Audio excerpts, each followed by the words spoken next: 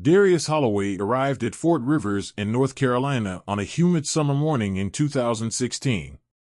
The base, a sprawling complex of barracks, training grounds, and administrative buildings, stood as a stark contrast to the streets of Atlanta where he had spent his entire life. He was 22 years old, a young black man with a lean but muscular build, sharp eyes that had seen more struggle than they should have at his age, and an unwavering determination to carve a better path for himself. His childhood had been marked by hardship. Growing up in a low-income neighborhood, he had witnessed friends fall victim to the same cycle that had trapped generations before them: poverty, violence, and the weight of a system that never seemed to work in their favor. He had seen his mother work 2 jobs just to keep food on the table, his father disappear before he was old enough to remember his face. School had been his escape, but even there, the odds were stacked against him. His grades were good, but not enough to guarantee him a future without struggle. College had been a fleeting dream, one crushed by financial realities and the need to survive. The military, however, had offered something different: stability, structure, a purpose beyond simply getting by. Stepping off the transport bus, Darius took in his surroundings. Rows of identical barracks stretched out before him, their beige walls reflecting the relentless summer heat. Soldiers moved in coordinated patterns, their movements precise, their faces set with the discipline that came from months or years of training. There was no room for hesitation here, no space for uncertainty. He squared his shoulders and tightened his grip on the duffel bag slung over one shoulder. This was his fresh start. The first weeks at Fort Rivers were grueling. Basic training pushed him past every limit he thought he had. His muscles ached constantly, his lungs burned after endless drills, and sleep became a distant luxury. The drill sergeants barked orders with an unrelenting intensity, their voices echoing across the training fields at dawn and long after the sun had set. Every mistake was punished, every moment of weakness exposed. But Darius refused to falter. He learned quickly that the military operated on a strict hierarchy where orders were not questioned, where respect was given to rank, not earned through words, but through action. He adapted, pushed harder, and absorbed every lesson drilled into him. It wasn't long before his efforts caught the attention of his superiors. He was faster than most in his unit, stronger than many, and had a sharp mind that allowed him to assess situations quickly. His performance in physical endurance tests stood out, his ability to remain focused under pressure earning him nods of approval from instructors who rarely gave them. Among those who noticed was Colonel Isaac Crawford, one of the highest-ranking officers at the base. Crawford had a reputation that preceded him. He was a man who had served for over 2 decades, earning medals and commendations that decorated the walls of his office. Tall and commanding, with a posture that spoke of discipline and a gaze that seemed to strip away any pretense, he was the embodiment of authority. He was known for being both ruthless and strategic, a man who demanded excellence from those under his command. Darius first became aware of Crawford's attention during an early morning training session. The obstacle course had been brutal, but he had finished among the top recruits, covered in sweat and dirt but standing tall. As he caught his breath, he noticed Crawford watching from a distance, his arms crossed, expression unreadable. Their first interaction was brief, just a nod of acknowledgement, but it carried weight. Over the next few weeks, Crawford's interest became more apparent. At first, it was nothing more than occasional remarks about his performance, an observation during drills, a suggestion that he had the potential to go far in the military if he played his cards right. Then came the more direct encounters, Crawford calling him over after training, offering advice on leadership, hinting at a future beyond the rank-and-file soldier. Darius was flattered. He knew that in an institution as rigid as the military, having someone like Crawford in his corner could change everything. The right guidance could mean promotions, better assignments, a career path that didn't end in stagnation. He listened carefully to every word, absorbing the wisdom of a man who had spent his life mastering the system. But the interactions soon became more personal. Crawford would keep him behind after debriefings, offering insights that extended beyond training. He would ask about his background, his aspirations, his reasons for enlisting. The questions felt casual, but Darius sensed an underlying interest that went beyond mentorship. He couldn't place it at first, but there was a weight to Crawford's words, a level of attention that seemed different from what other recruits received. The first private meeting came under the guise of additional leadership training. Darius was summoned to Crawford's office one evening, long after most of the base had settled in for the night. The office was unlike any other space he had seen on base, pristine, decorated with framed commendations, books on military history neatly stacked on dark mahogany shelves. A single lamp cast a dim glow over the room, creating an atmosphere of quiet authority. Crawford spoke about ambition, about the need to be strategic in a world that rewarded those who understood power. He told Darius that soldiers who merely followed orders remained stagnant, but those who learned to navigate the unspoken rules of command would rise.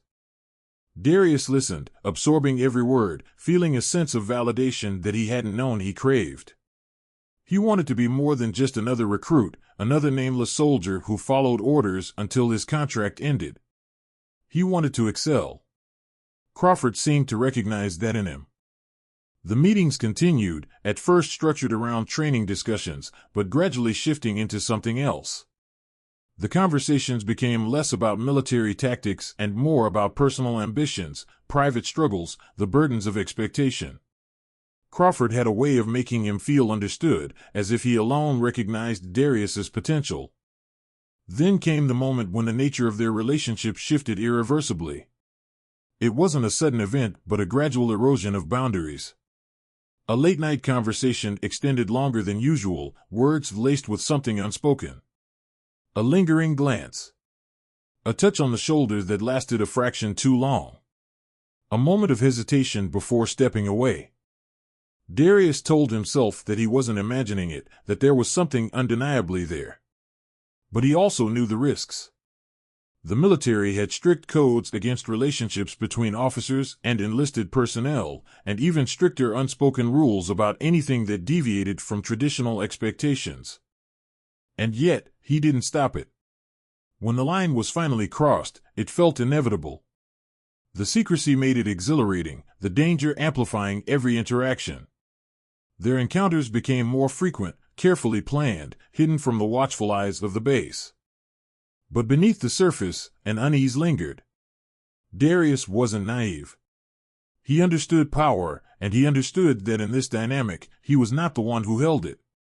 He told himself that as long as he stayed in control, as long as he was careful, nothing could go wrong. He had no idea how wrong he was. At first, everything seemed harmless. Darius felt an undeniable thrill at the attention Crawford gave him. The colonel's approval smoothed out many of the usual struggles that recruits faced. He never had to worry about being singled out for menial tasks, never faced the same harsh scrutiny as others. It wasn't overt favoritism, but it was noticeable. His punishments were lighter, his mistakes overlooked. When an officer with Crawford's influence vouched for someone, doors opened. Their meetings took place in carefully chosen locations, always away from prying eyes. Late at night, after most of the base had gone quiet, they met in Crawford's office, where the lamplight cast long shadows against the polished wood.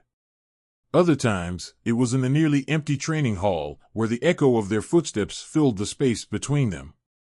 Once, Crawford arranged for them to meet off base, in a secluded park just outside the city limits. It was a momentary escape, a space where rank and protocol didn't exist, where for a short time they could simply be two men and nothing more. Darius told himself that he was in control. He had been the one to allow this to happen, the one who had responded when Crawford first crossed that invisible line. He had convinced himself that he was benefiting from the arrangement, that there was no harm in indulging in something that, while risky, wasn't hurting anyone. But deep down, he knew it wasn't that simple. He started noticing small shifts in Crawford's demeanor. What had once been a quiet, composed authority turned into something else, something possessive. The colonel watched him more closely, his eyes lingering in places they hadn't before. His touches became more frequent, more insistent, a hand on his lower back that remained there for too long, a grip on his arm that wasn't entirely necessary. At first, Darius brushed it off.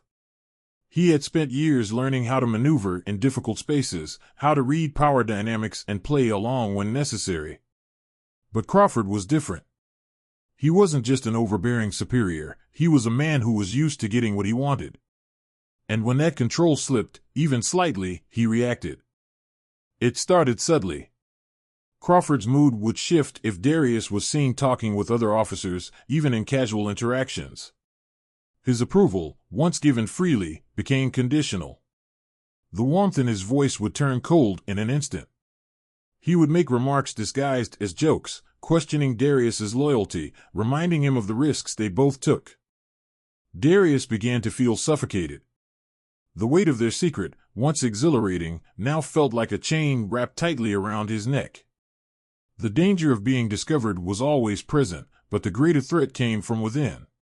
He started recognizing patterns in Crawford's behavior, the way the colonel would test him, pushing just far enough to remind him who held the power. One evening, after a particularly exhausting training session, Darius returned to the barracks and sat on the edge of his bunk, staring at the concrete wall. He knew he had to make a decision. The situation was spiraling into something he could no longer control. Crawford's influence was a double-edged sword. What had once shielded him could just as easily be turned against him. The next time they met, he saw it clearly. The look in Crawford's eyes was no longer one of admiration or even desire, it was ownership. And for the first time since their affair began, Darius felt real fear. That night, as he lay in bed, staring at the ceiling, he made up his mind. It was time to end it. Darius had spent days preparing himself for the conversation. He had played out different scenarios in his mind, rehearsed ways to keep the discussion civil, even imagined Crawford accepting his decision with quiet understanding. But the moment he stood in the colonel's office, facing the man who had once been his mentor and protector, he knew there would be no easy way out. The tension in the air was immediate, a heavy weight pressing against his chest. He spoke with measured words, keeping his tone steady, but as soon as the reality of his decision settled in, Crawford's expression shifted. What had once been calm and composed turned to something cold and unrecognizable. Darius had expected anger, disappointment even, but not this. Crawford's jaw tightened, his fingers curled against the desk, and his eyes held a sharpness that sent a chill down Darius's spine. There was no pleading, no attempt to reason with him, only a quiet fury, restrained but undeniable. It was the look of a man who did not take rejection lightly. For the first time since their affair began, Darius saw Crawford for who he really was, not just a powerful officer but someone who saw control as a right, someone who did not let things slip through his fingers. There was no argument, no attempt to dissuade him. Crawford only watched, his silence carrying an unspoken promise. Darius left the office with a sense of unease that settled deep in his stomach. He told himself he had done the right thing, that it was over, but something about Crawford's reaction made it clear that this wasn't the end. It was only the beginning. The first few days passed without incident, but then the changes began. At first, there were subtle, extra duties assigned to him without explanation, his name appearing on lists for the most grueling tasks. The leniency he had once been granted vanished overnight. He was no longer overlooked when it came to disciplinary measures. Every mistake, no matter how small, was noted. Then the real pressure started. His superiors, ones who had never paid him much attention before, began scrutinizing his every move. Orders became harsher, reprimands more frequent. He was assigned to extended field exercises, forced to run drills twice as long as his peers. His meals were cut short by sudden tasks that required immediate attention. Sleep became rare, exhaustion a constant companion. Darius knew exactly what was happening.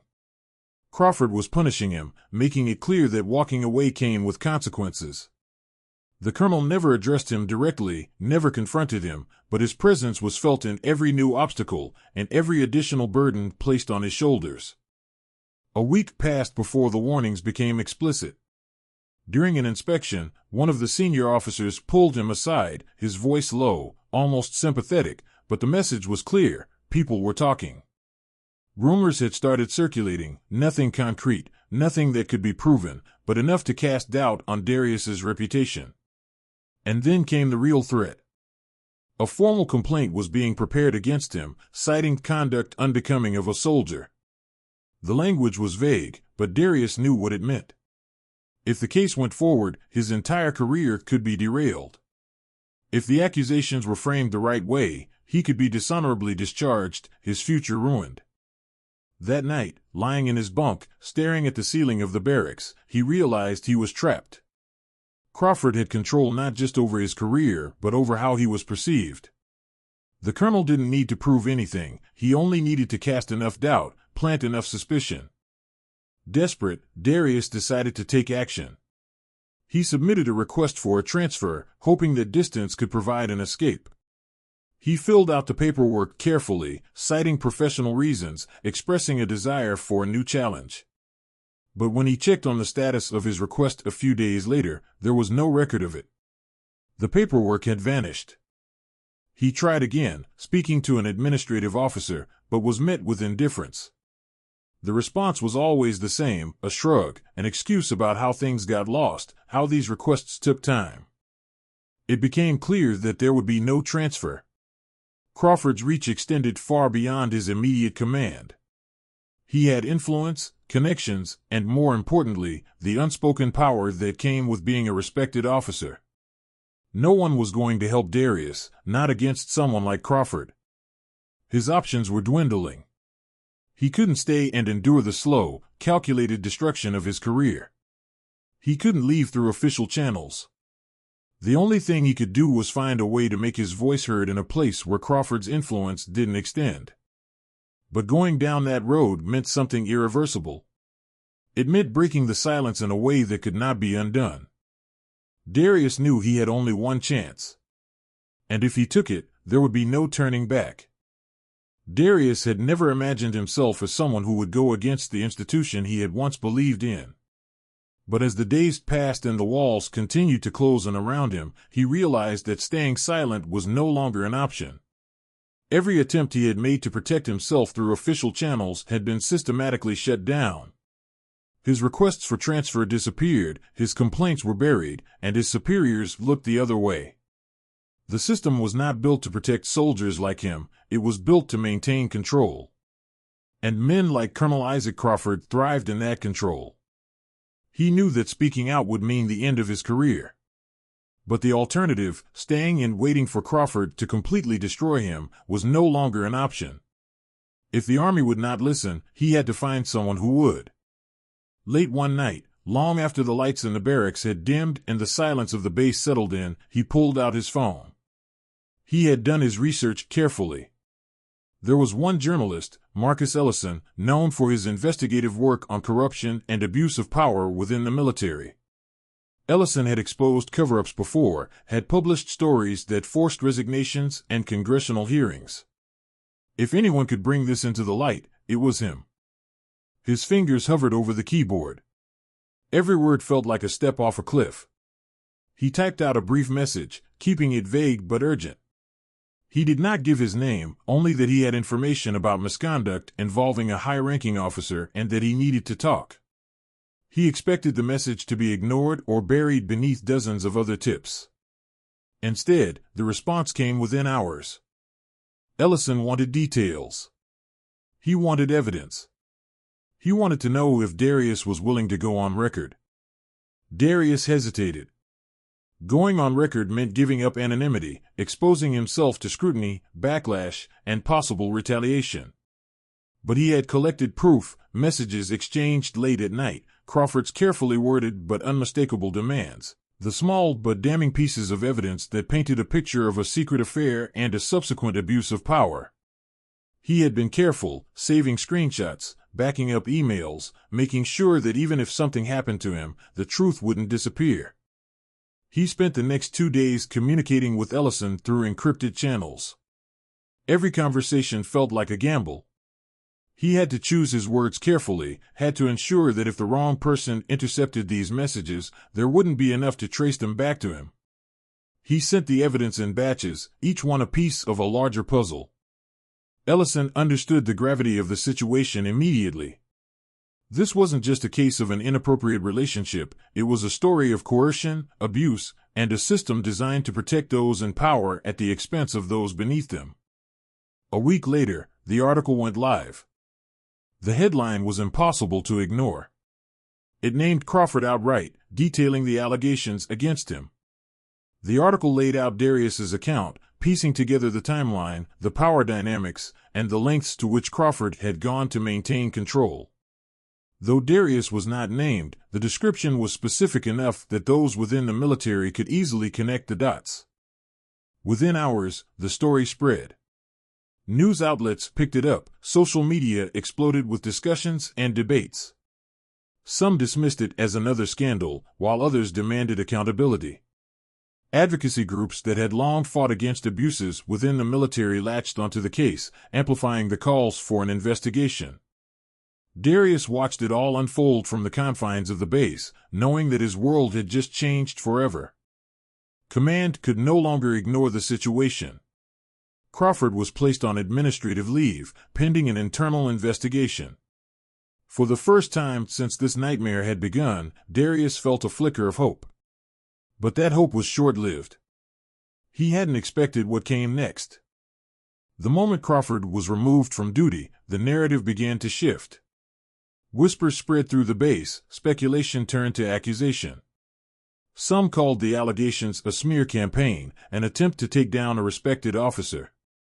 Others saw it as a betrayal, not Crawford's, but Darius's. Without his name in the article, people filled in the blanks themselves.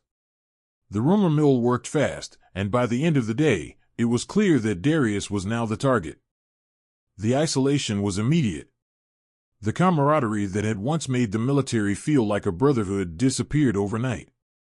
People avoided him. Conversation stopped when he entered a room.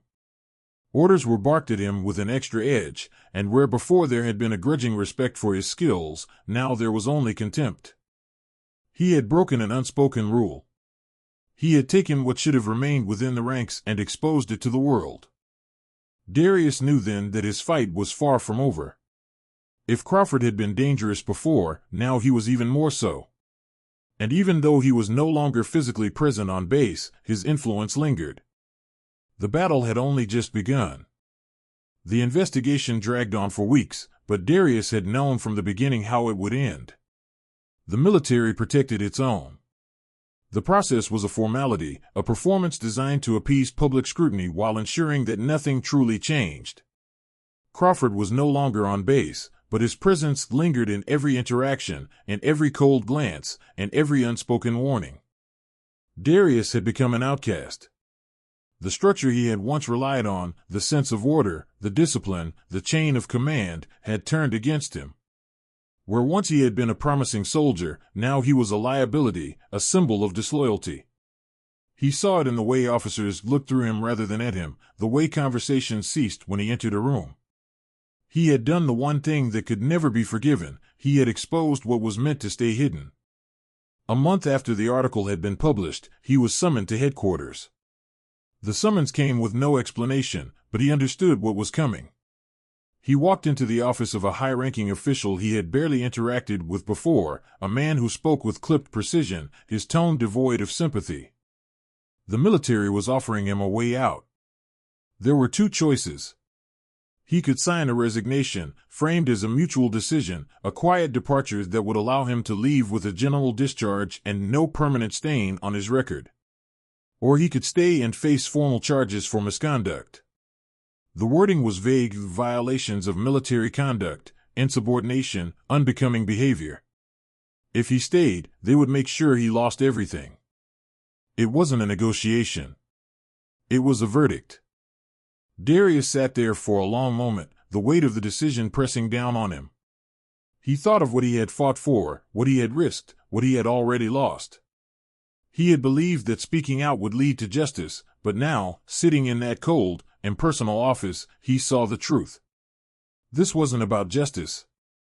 It was about making the problem disappear. Signing the papers felt like conceding defeat, but the alternative was worse. If he stayed, they would bury him under the weight of fabricated accusations, strip him of everything, make sure he never rebuilt his life. So he signed.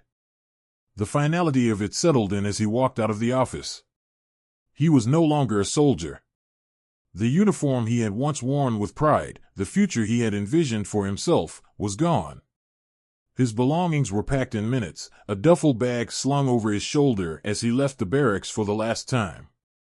No one said goodbye. He had thought that leaving would bring a sense of relief, but instead, he felt hollow. The base had been his home, the military his structure, his identity. Now he was just another civilian, his life irrevocably changed. But outside the gates, the world had not forgotten his story. Activists had taken up his cause. Advocacy groups that fought for the rights of enlisted soldiers and against abuse of power within the military had latched onto his case. The journalists who had first exposed the scandal continued digging, uncovering more stories, more voices that had been silenced. And then came the other soldiers. Slowly, others began to speak. Men and women who had once remained quiet started sharing their own experiences, stories of coercion, of cover-ups, of abuses that had been ignored for years. Some had served under Crawford, others under different commanders, but the pattern was the same. A system that protected those at the top and sacrificed those at the bottom. Crawford, once untouchable, found himself further isolated. The weight of multiple accusations, the mounting pressure from outside forces, forced the military's hand. He was quietly placed on administrative leave, then offered retirement under the guise of a personal decision. There was no trial, no official acknowledgement of wrongdoing. He left with his pension intact, his career technically unblemished. But his power was gone. Darius watched from a distance as the institution that had once shielded Crawford now distanced itself from him. The damage had been done. The military had failed to fully hold him accountable, but they could no longer protect him. Yet the real victory was in what followed. The scandal had ignited something larger.